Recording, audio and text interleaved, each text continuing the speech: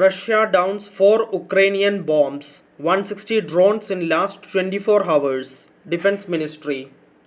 Russia said that over the past 24 hours it shot down 4 Ukrainian guided aerial bombs and 160 drones. Russian Defense Ministry said its air defense systems intercepted 33 Ukrainian drones over the country's western border regions. On-duty air defense systems downed 13 Ukrainian fixed-wing unmanned aerial vehicles, 12 over the Bryansk region and 1 over the Kalunga region between 9:30 am and 12 pm Moscow time. It said 20 more fixed-wing drones were destroyed within the following 2 hours, 8 over Bryansk, 7 over Smolensk, 3 over Kursk and 2 over Kaluga.